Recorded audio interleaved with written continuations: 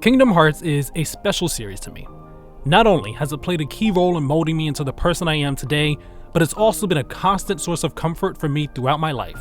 With that in mind, I decided to go back to 6 key games from the franchise, some of which I haven't played in a long time, in a series I call Revisiting Kingdom Hearts, to see what I think of them in the year 2024. Have my feelings changed about each game over the years? Am I able to take away anything new from them that I didn't before? How does any one game compare to the rest of the series? These are the kinds of questions I'll be asking myself as I work my way through the franchise.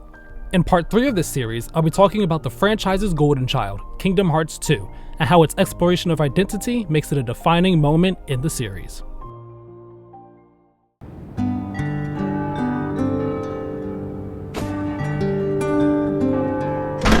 Of all the games in the series, Kingdom Hearts 2 has long been a standout for me. Between its story, combat, selection of worlds, and so much more, there are many reasons why I consider it to be one of the top 2 games in the franchise. Everything about it resonated with me so strongly that it became my sanctuary whenever I wanted a comforting escape from my day-to-day life. While the seeds for the series' evolution into a franchise known for its complicated story and flashy action could be seen in the first game, it's in Kingdom Hearts 2 that the series takes a look at itself in the mirror, decides what it wants to be, and starts to come into its own. This idea of discovering and establishing your identity is central to Kingdom Hearts 2 and trickles down to every aspect of it. When it comes to the narrative, Kingdom Hearts 2 has always been one of my favorite stories in the series. A good portion of my love for it stems from the fact that it sees the series moving on from the more simplistic and whimsical plot of the first game in favor of a story with bigger stakes and more complexity. We're introduced to the concept of nobodies and are given a proper introduction to Organization 13. King Mickey and Riku are enigmas for most of the story, with their activities being shrouded in mystery. There's also the reveal of Ansem the Wise and how much everything up to this point ties back to him. While I don't find it to be too hard to follow, I understand why some people get confused by the things that happen here, as it's a layered story that's undeniably the star of the series being more intricate with the storytelling and deepening its lore. This complexity contributes to the wide-reaching sense of maturity that the narrative of Kingdom Hearts 2 exhibits, making it feel like the series is growing up with its characters and its fans. Every appearance by Organization 13 brings a sense of dread that makes most of the villains from Kingdom Hearts 1 seem like child's play. The epic scale of the Battle of Hollow Bastion cemented it as one of the most iconic moments in the series. Both of these elements were fundamental in setting the stage for the series to get darker and grander with its narrative. Subtle touches like the way cutscenes are composed with more of a cinematic flair than the first game also played a part in this, as it made them more engaging to watch. There's also the way the characters are portrayed here that makes them so memorable. Mickey Mouse went from being a fun mascot to a straight-up badass. And while Sora is still the fun, lovable goofball we met on Destiny Islands, he's also grown into a more confident and brave young man who would become a lifelong inspiration to me. Speaking of growing up, the transition from the prologue in Twilight Town to the start of Sora's journey at Yen Sid's tower is almost like the game is saying, hey, it's time to grow up, except it's not only talking about itself here. Similar to real life, the early stages of Kingdom Hearts 2 are a relaxing and wholesome experience that you just want to live in forever. We know what lies outside of this peaceful bubble, and want to ignore it so we can enjoy the easygoing vibes we're basking in. Things get serious again once we leave and have to face the reality of the world, but the safe space that we're leaving behind is never truly gone, and will always be around for us when we need it. As an allegory for the transition from childhood and adolescence to adulthood, this scene never fails to hit me right in the feels as I get older and enter different phases of my life. This is just one example of how the narrative's increased maturity enhances the heart and charm that's inherent to the series, resulting in some of its best moments, and there are others too. The beautifully executed reunion of the Destiny trio comes to mind, as well as the game's ending, which I believe to be perfect and one of the best endings I've experienced in any medium. So in a game like Kingdom Hearts 2, that's starting to take the series in a more serious direction narratively and tonally, moments like these remind us of what we love about this series and show that no matter how serious things get, it'll never lose sight of what makes it so special.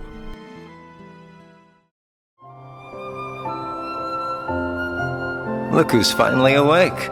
The identity-centric theme of Kingdom Hearts 2 isn't just related to the narrative and tonal transformation the series undergoes with its entry, but also to the very story that's being told. I'm not just talking about how Organization 13's entire plan revolves around filling the void inside them and becoming whole beings again. Identity is a fluid topic with many different ways of discovering and establishing it, and the story explores this from a few different yet interconnected angles. First is the idea of staying true to ourselves and not changing or losing sight of who we are deep down to seemingly appease others, ourselves, or for any other reason. Riku adopts Ansem's identity because he thinks that's what's necessary to help his friends and becomes ashamed of this. Although he struggles somewhat with this shift in identity, it's his friends and his grasp on his sense of self as someone who's a loyal friend and protector that keeps him from fully giving into the identity of Ansem and the darkness within.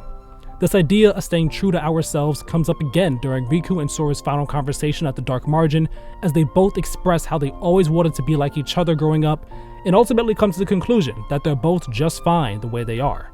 The second angle is the idea of becoming who we want to be by growing as a person into a better version of ourselves for ourselves and others. I feel like this idea is best seen in the main narrative with Kairi. Throughout the first game, she's either captured and comatose or stuck on the sidelines, and while she starts Kingdom Hearts 2 in the safety of Destiny Islands, she doesn't want to sit and wait for Sora and Riku to come home anymore. She actively chooses to search for them and then fight alongside them later.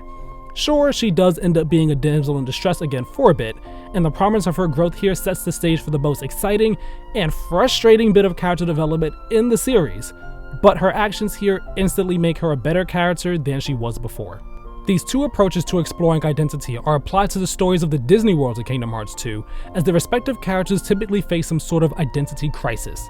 Simba struggles to assimilate into his role as King of the Pride Lands as he tries to be his father instead of being himself. The Beast fights internal and external forces to become the compassionate, loving person that Belle and her servants know he can be. It's a shame that our trips to the Disney worlds largely end up being abridged versions of the movies without any importance to the main story surrounding the organization, since their narrative importance is part of what made the first Kingdom Hearts special. But their thematic relevance does make up for it. Shout out to Space Paranoids though for containing perhaps the most narrative and thematic relevance of all the Disney worlds, since it's connected to Ansem the Wise and is the reason Hollow Bastion regains its original identity of Radiant Garden. This all brings me to angle number 3. The search for purpose in our lives and the identity that comes from it.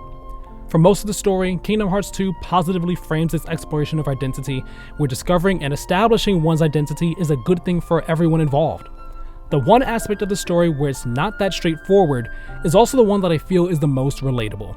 I'm talking about Roxas and his character arc in this game, as it completely revolves around his drive to find his purpose in life and a desire to establish his place in the world. On one hand, you could say that he accomplishes this by discovering the truth of his connection to Sora and sacrificing himself for the greater good because he's selflessly returning to where he came from and becoming who he needs to be. On the other hand, you could say that he doesn't accomplish his dream because becoming one with Sora deprives Roxas of the life and identity he had for himself in the digital Twilight Town in service of giving Sora the one that he lost. This idea of giving up your dreams of who you want to be for some bigger purpose is bittersweet because of how relatable it is. Sometimes it's because we have to prioritize other aspects of our lives. Other times it's because no matter how badly we want those things, the chips are simply stacked against us and it's just not meant to be. These dreams help us form our identities, so no matter the reason, we're giving up the identity we want in service of one that we don't, even if we come to accept it and grow into it. I can personally relate to this, as I've struggled in recent years with figuring out who I am and who I want to be in life ever since I pushed my biggest dreams to the side. What I feel is important is that even if we push those dreams to the side and gain a new identity out of necessity, we can't entirely give up on them and lose the identity that matters to us most. It's a sentiment that Naminé expresses when she tells Roxas that they'll still be able to spend time with each other after he becomes one with Sora, and he continues to share it in his final conversation with Axel, as he believes Sora will find the answer to whether or not nobodies have hearts and are their own person. Identity is a tough subject to tackle because of how nuanced it is, and the story in Kingdom Hearts 2 gets surprisingly deep with it. On the surface, the game's approach is pretty light and easy to gloss over, but taking the time this playthrough to think about how the story handles the topic has made it richer for me. With this story, the series is taking its first major step toward handling more complicated and hard-hitting themes and making it clear that it's not afraid to do so. Come here, I'll make it all stop! Burn, baby! Out of everything in Kingdom Hearts 2, its combat is arguably the best example of the series establishing its identity. By shedding its simple foundation, offering a suite of options, and going all in on flashy action, it provides a combat experience that's not just leaps and bounds better than the first games, but one of the best in the series. For one, it's tighter and more fluid, which causes combat to be more responsive and faster paced than in the first Kingdom Hearts.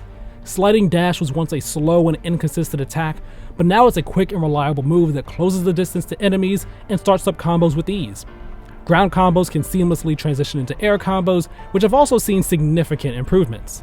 This is all coupled with the extensive list of abilities that offer more attacks and options to make your combos longer and stronger. Then you have your other supplemental aspects of combat that have been vastly improved over their KH1 counterparts. Sora's magic is more useful here than before, with returning spells like Fire gaining better utility, and the new spells Reflect and Magnet being some of the best in the game.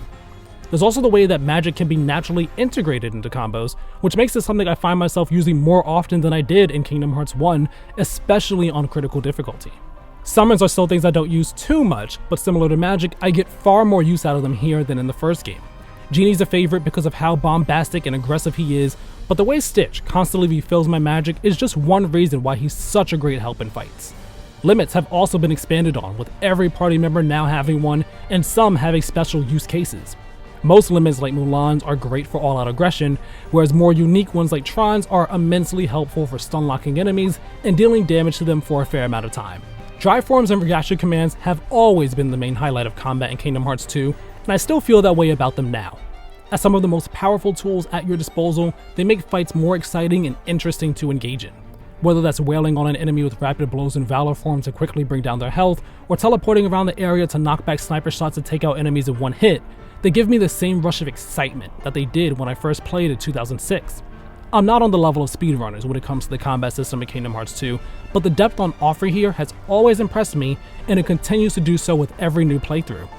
The amount of potential when it comes to how you approach fights stands in stark contrast to how straightforward and bare-bones Kingdom Hearts 1 was in comparison, and understandably is seen as the gold standard that all other entries in the series are compared to.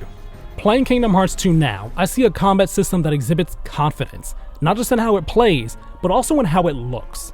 Just like how the story and tone have grown up, here the combat system has grown into one that focuses in part on looking cool, and subsequently making you feel cool. Reaction commands are a shining example of this, since they're all about being flashy cinematic moves that bring some elevated spectacle to fights. I think about how performing a quick reversal on Dusks, or going full anime and cutting a skyscraper into pieces, always makes me feel as powerful and badass as Sora looks doing them. The energetic and explosive sequences that happen during Limits are just as effective at conveying the power fantasy as they get the blood pumping and ratchet up the excitement. Aside from these things, there's a sort of refined elegance to Sora's fighting technique that the spectacle of combat shines a spotlight on. Touches like the spin Sora does when performing Fire as the finishing move in a combo, or the mesmerizing ballet of aggression that are his attacks in final form, show how much better he's gotten at combat since the first game and is coming into his own. Importantly, they add so much to making the combat feel as cool as it looks. All of these elements of combat are at their best during the game's mini boss fights. Not only do they make each encounter more thrilling, but they also make each one feel unique. This is especially true when it comes to fights against Organization 13, since they have more interesting mechanics and movesets to deal with than the standard Disney and Heartless bosses. The same goes for the super boss fights against Sephiroth and Lingering Will, albeit with an added level of difficulty. As tough as some of these fights can be, the challenge they offer, combined with the spectacle they bring, makes them far and away some of my favorite boss fights in any game I've played. Now, although I love the combat in Kingdom Hearts 2, it's not without its flaws.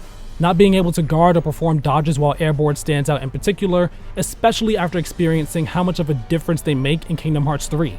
And as great as dry forms are, this playthrough made me realize that there isn't much incentive to use them in combat unless you're in a boss fight, grinding to level them up, or need a quick get-out-of-jail-free card to stay alive.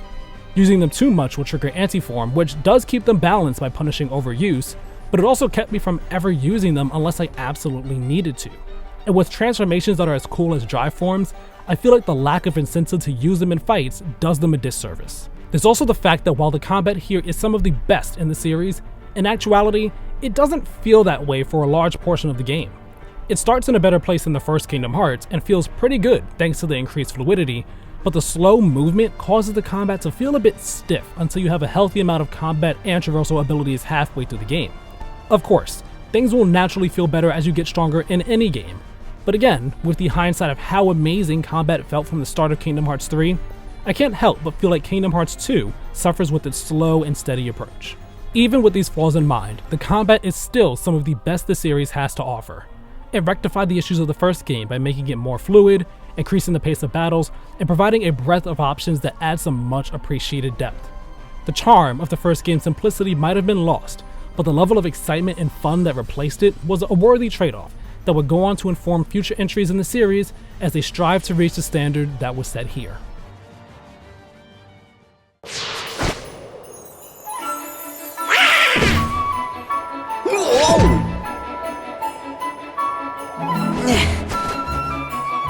Cool! The worlds in Kingdom Hearts 2 are some of my favorites in the whole series.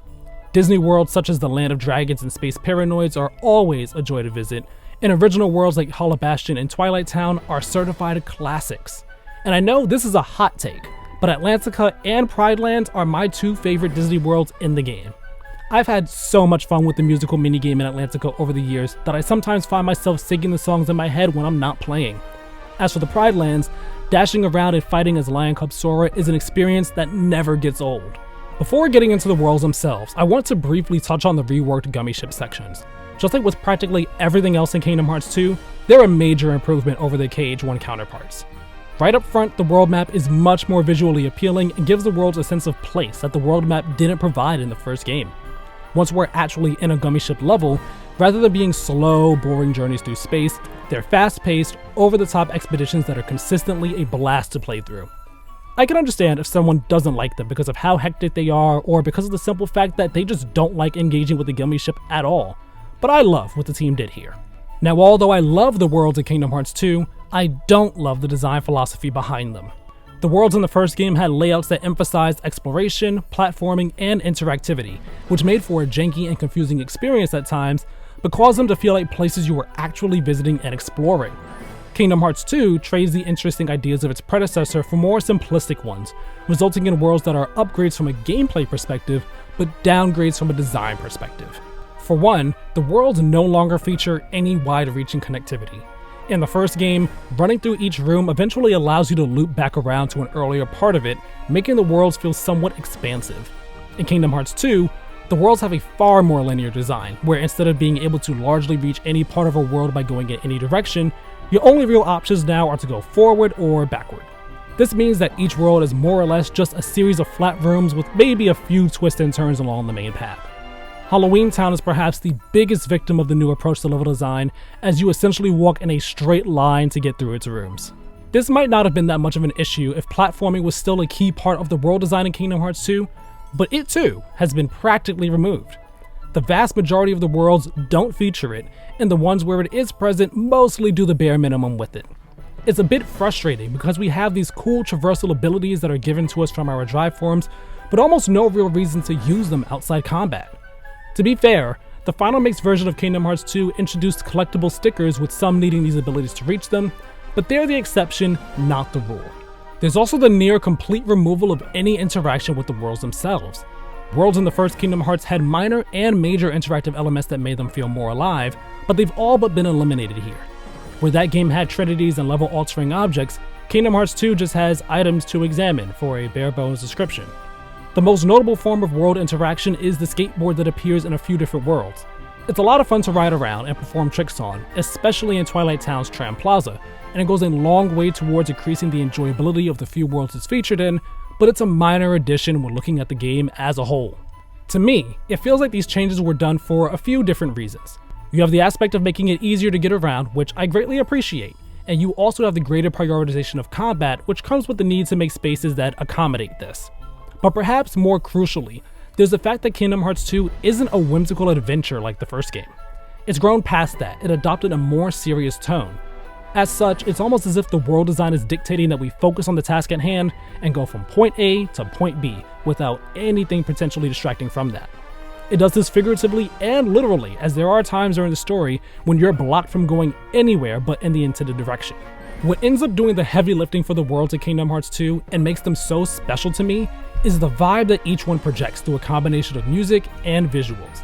They come together to fill the void that the level design created, providing a sort of liveliness that makes them memorable. This can range from the cold isolation of places like the Underworld and Beast's Castle, to the cozy hospitality of Christmas Town and Twilight Town. Even the worlds with a somewhat lacking visual aesthetic, such as the Pride Lands or the Land of Dragons, are elevated thanks to their great music. The two standout worlds to me in this regard are undoubtedly Timeless River and Space Paranoids. The audio and visual design of Timeless River wonderfully recreates the aesthetic of the classic 1928 short film Steamboat Willie, while the electronic-infused score and neon lights of Space Paranoids make it a technological paradise that I can never get enough of. There's only one area in Kingdom Hearts 2 that I feel successfully incorporates exploration, platforming, interactivity, music, and visuals into its design, that being the Cavern of Remembrance in Hollow Bastion. As another Final Mix edition, the music here is entrancing and works hand in hand with the crystalline walls to create this mysterious aura that pulls you in, begging you to delve deeper. To do that, you'll need to activate mechanisms and use your upgraded Dryform abilities to navigate different obstacles carefully. I always thought the Cavern of Remembrance was unique, but I never realized until now how much it evokes the sense of true exploration that the worlds in Kingdom Hearts 1 did. It combines the best parts of the world design from that game and this one into one small area, simultaneously making me appreciate it more than I ever did before, and lament what was lost with the shift in design philosophy. The worlds in the first Kingdom Hearts might have been a bit janky to get around, but the attempt at making them feel real gave them a special charm. Kingdom Hearts 2 fixes the navigation issues by streamlining the world design, and as I said in the first part of the series, I do like how it's easier to understand. But by evolving into a more linear, combat-focused experience, the worlds lost a big part of what made traveling to them so exciting, causing them to feel a bit shallow and bland in comparison. When I was younger, I didn't pay much attention to this, but playing as an adult with clearer eyes, I can't help but be somewhat disappointed that a better balance couldn't be had, especially since some elements of the design philosophy here can be seen in future games.